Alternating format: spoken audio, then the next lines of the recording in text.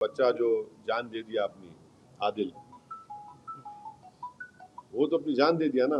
Financial action task force में उनको grey list में लाए। ग्रे लिस्ट में लाए तो उनको ये देखिए, इलीगल पैसों से फाइनेंस कर रहे टेररिज्म ये लोग, और हम लोग पूरा उन पे साइबर अटैक करना।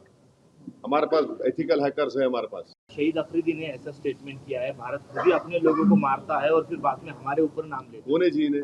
शहीद अफरीदी कौन है? कौन है इन्हें? आईएसआई हो या आईसिस हो, आईसिस खुरासान हो, या फिर आपके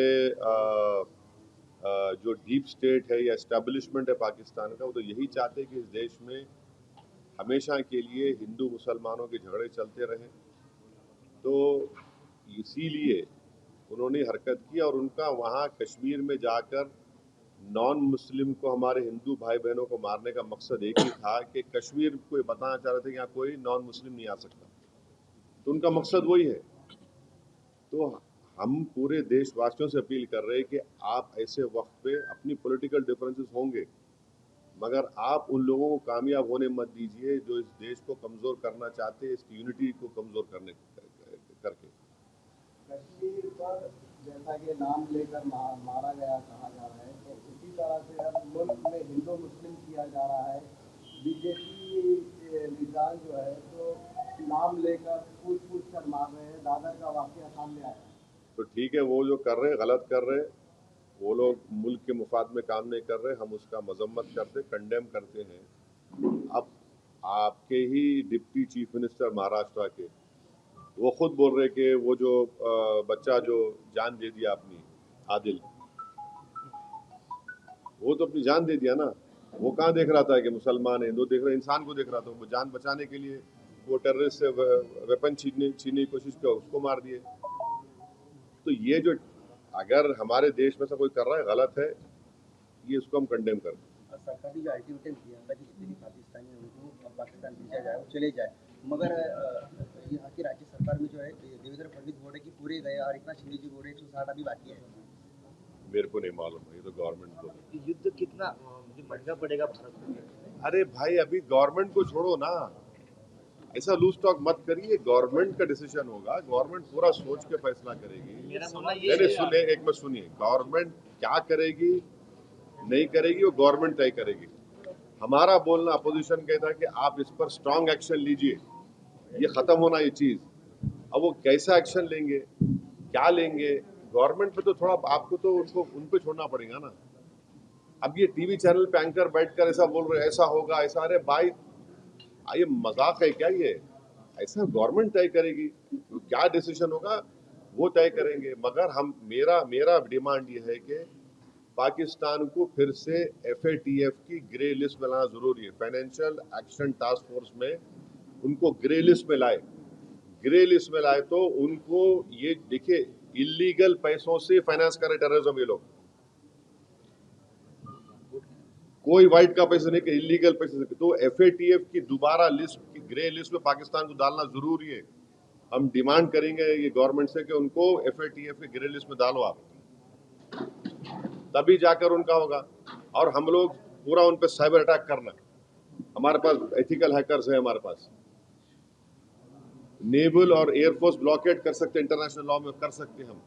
और अगर कल कोई एक्शन गवर्नमेंट लेगी तो यूनाइटेड नेशन का कानून है आर्टिकल 51, जो सेल्फ डिफेंस में आपको राइट देता, और नॉन स्टेट एक्टर्स के खिलाफ भी आप एक्शन ले सकते। तो ये सब चीजें हैं। और भारत के संविधान में आर्टिकल 355 है। 355 के तहत कोई स्टेट में अगर एक्सटर्नल एग्रेशन होता तो सरकार की जिम्मेदारी उसको रोकने की। शहीद अफरीदी ने ऐसा स्टेटमेंट किया है, भारत खुद ही अपने लोगों को मारता है और फिर बाद में हमारे ऊपर नाम लेता है। कौन है जी इन्हें? शहीद अफरीदी। कौन है? कौन है इन्हें? नाटक है क्या ये? छोड़ो ना, तुम क्या जोकरों का नाम ले रहे मेरे सामने, छोड़ो ना इन लोगों को। क्या भारत उनको जो प्रोटेस्ट करने जा रहे हैं कैसा है उसका? देखिए फोटो, देखिए ना फिर। तो क्या आगे अब वो सब हमारे सदर साहब आए हुए हैं, आपको तफसील सुनाएंगे। मगर हमारा देखिए, आपको समझा रहे, पंढरपुर की मंदिर है, पंढरपुर की मंदिर में ट्रस्टी कौन हो सकता है बोलो आप? हिंदू हो सकता है ना, नॉन हिंदू नहीं हो सकता ना। अब उसमें आप हम कोई बोले नहीं नॉन हिंदू को बनाओ, वो तकलीफ होती नहीं होती? हम भी वही बोल रहे हैं। वक्फ बोर्ड में क्यों आप बनाना चाह रहे हैं नॉन मुस्लिम को? आपका उधर फेथ है, आपका मामला है, तो हमारा भी तो है ना। हम क्या अलग है? रिलीजन है ना, वो रिलीजन है तो हमारा भी तो रिलीजन है। आप पंढरपुर में अगर नॉन हिंदू को नहीं बना सकते तो वक्फ बोर्ड में कैसे बनाएंगे आप दो को? क्या पूरा मेजोरिटी बना सकते? क्या बोलो आप? लेकिन बनाया नहीं जाता, लेकिन प्रावधान तो है, बन भी सकता अरे क्या बन सकता है। नहीं, कानूनी बंदी तो नहीं सुनिए है, सुनिए, देखिए आपको नहीं मालूम, मैंडेटरी दो को बनाने का है और दूसरे सेक्शन में रिलीजन न्यूट्रल है, तो बढ़ के भी बना सकते हो लोग। दो को तो मैंडेटरी बना ही नहीं, बना है नॉन मुस्लिम को, कैसे बनाएंगे आप? भाई मेरा आर्टिकल 26 के तहत मेरे को ये राइट है कि मैं अपने पसंद के रिलीजियस चैरिटेबल इंस्टीट्यूट को कायम करूं, और वक्फ प्योर रिलीजियस इंस्टीट्यूशन है और हम उसको कायम करें, उसको एडमिनिस्टर करने का राइट आर्टिकल 26 मेरे को दे रहा है। मूवेबल इमूवेबल प्रॉपर्टीज लेने का राइट मुझे आर्टिकल 26 दे रहा है। आर्टिकल 14 का वायलेशन नहीं है कि आप वहां पे कर रहे और मेरे को बोल रहे ऐसा करो। आर्टिकल 15 का वायलेशन है, फ्रीडम ऑफ रिलीजन का वायलेशन है, आर्टिकल 25 का। ऐसा कैसे होगा बताइए आप?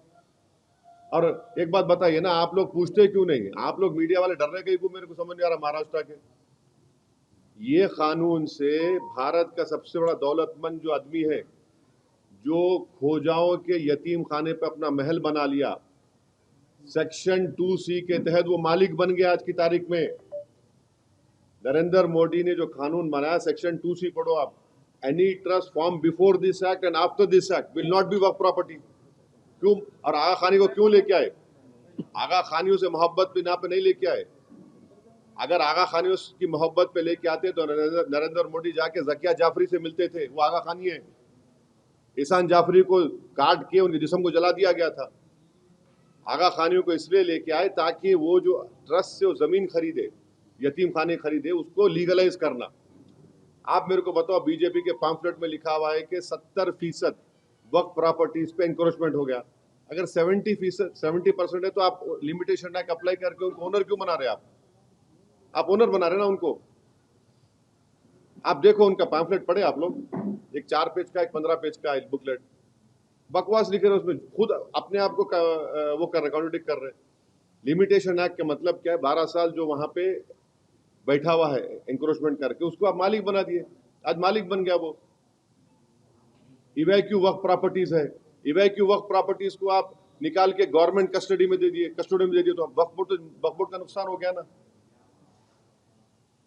आप बोल रहे कि वक्फ वाल औलाद में बच्चों का शेयर मार के नहीं देना।